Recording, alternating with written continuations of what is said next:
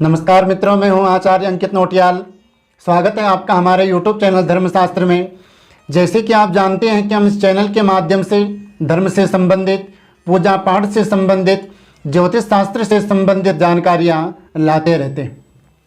आज हम जानेंगे कि जन्म कुंडली में पितृदोष योग किस प्रकार से बनता है, किन किन ग्रहों के माध्यम से पितृदोष हमारी जन्म कुंडली में बनता है, हम कैसे जानें कि हमारे घर में पितृदोष हैं या प्रेत दोष हैं, और क्या क्या हमें उनके लिए उपाय करना चाहिए, इस पर आज हम चर्चा करेंगे। सबसे पहले हम बात करेंगे कि जैसे कि आप थंबनेल देखकर समझ गए होंगे कि ये किस विषय पर आधारित हैं। कई लोगों के प्रश्न आते हैं, कई लोग कॉल करके पूछते हैं कि आप हमारी जन्म कुंडली देखें, क्या हमारी जन्म कुंडली में पितृदोष है या नहीं है।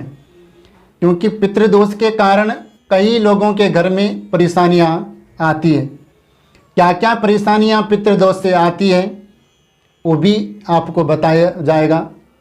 पहले हम बात करते हैं कि किन किन ग्रहों के माध्यम से ये योग बनता है। तो ज्योतिष शास्त्र में कहा गया है कि यदि द्वितीय भाव में, छठे भाव में, अष्टम भाव में और द्वादश भाव में राहु या केतु बैठे हों तो पितृदोष हमारे घर में होता ही होता है। यदि राहु यहाँ बैठा होगा तो 1 2 3 4 5 6 7 केतु यहाँ होगा, क्योंकि राहु से सप्तम केतु होता है और केतु से सप्तम राहु बैठा होता है। यहाँ हमने मेष लग्न लिखा है, आपकी कुंडली में कोई भी लग्न यहाँ पर हो सकता है, पर ग्रह वैसे ही राहु केतु होने चाहिए जैसे मैंने आपको बताएं। दूसरे, छठे, 8वें और 12वें भाव में हो तो पितृदोष होता है।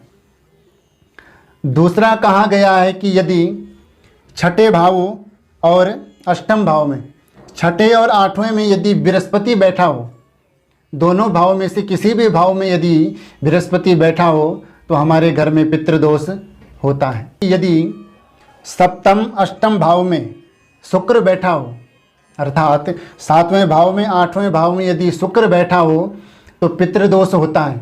किनका पितृदोष होता है? हमारे पूर्वजों का पितृदोष होता है, ये आप ध्यान रखें। अगला किस प्रकार से योग बनेगा? यदि चंद्रमा राहु एक साथ बैठे हो, ठीक है ना, चंद्रमा राहु कहीं भी किसी भी भाव में एक साथ बैठे हो तो पितृदोष होता है। या सूर्य राहु एक साथ बैठे हो तो भी पितृदोष होता है। सूर्य केतु भी बैठे हो तो भी पितृदोष होगा, क्योंकि राहु यदि यहाँ बैठा होगा तो केतु इसके सामने होगा।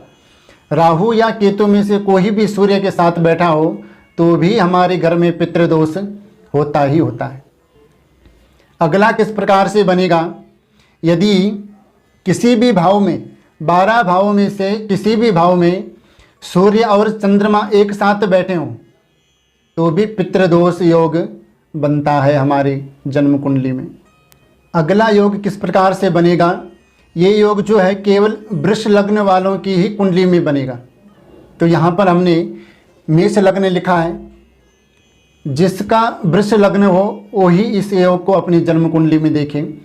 ज्योतिष शास्त्र में कहा गया है कि वृष लग्न हो और नवम दशम का स्वामी शनि या राहु से दृष्ट हो, 9वें 10वें के स्वामी पर या शनि या राहु की दृष्टि पड़ रही हो, या इनके स्वामी शनि या राहु के साथ बैठे हों और वृष लग्न हो, तो तब हमारे घर में पितृदोष योग होता है।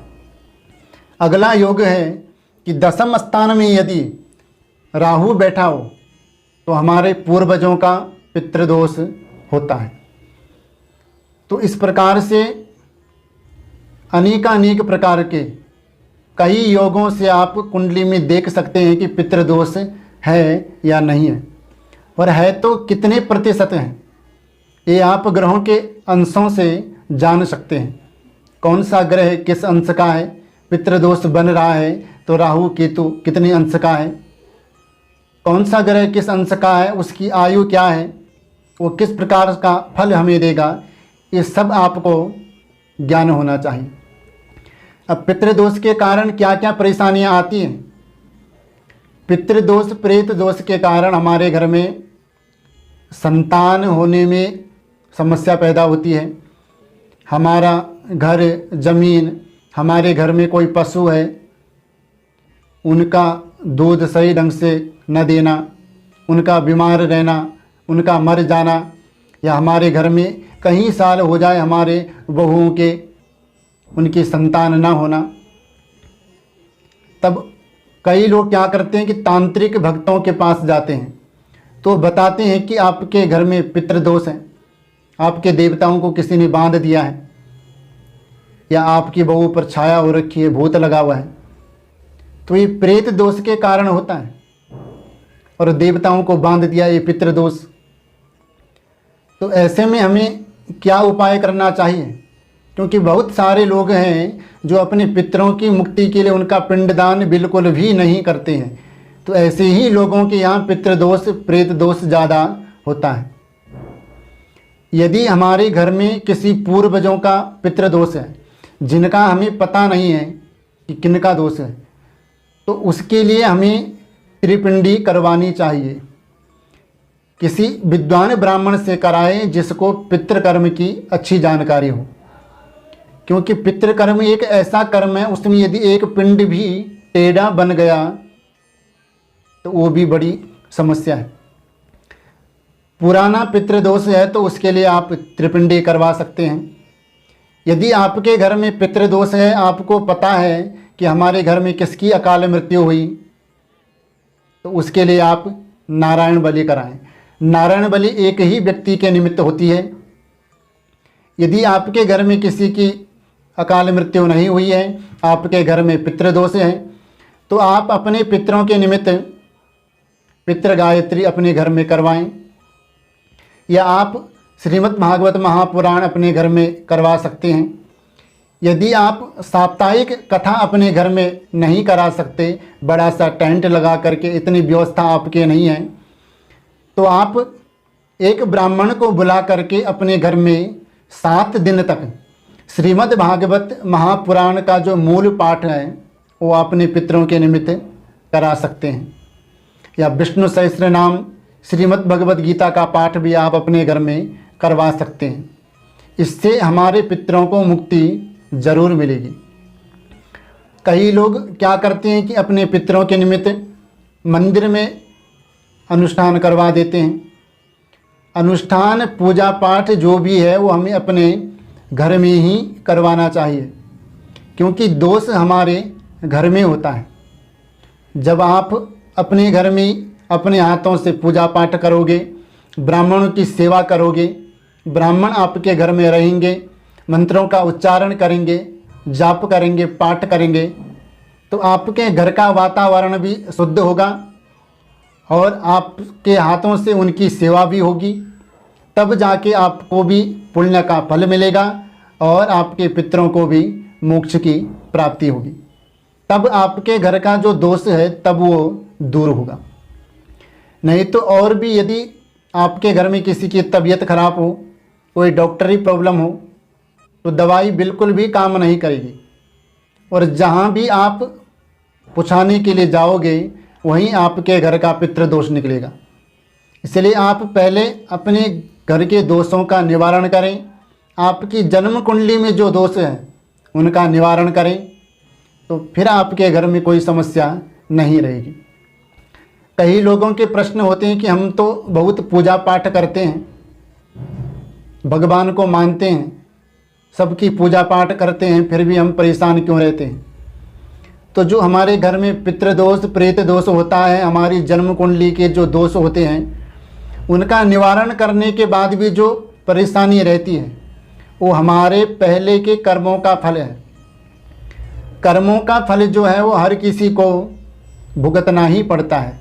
उसके लिए कोई ऐसा पूजा पाठ, कोई ऐसा उपाय नहीं है, कोई ऐसे तंत्र मंत्र नहीं है जो उसको दूर कर सके। प्रारब्ध जो है वो तो भुगतना ही पड़ता है। किसी का प्रारब्ध अच्छा होता है, किसी का प्रारब्ध बुरा होता है।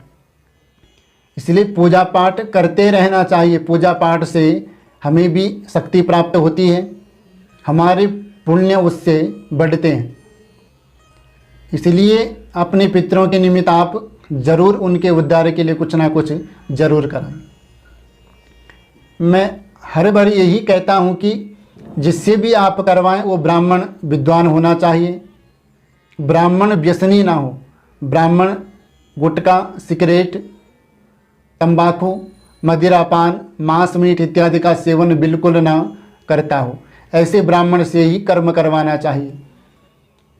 यदि आप ऐसे ब्राह्मण से करवाएंगे जो इन चीज़ों का सेवन करता होगा और तब आपके पितरों का उद्धार करने का काम करेगा तो बिल्कुल उद्धार नहीं होगा। ये आप बिल्कुल ध्यान रखें।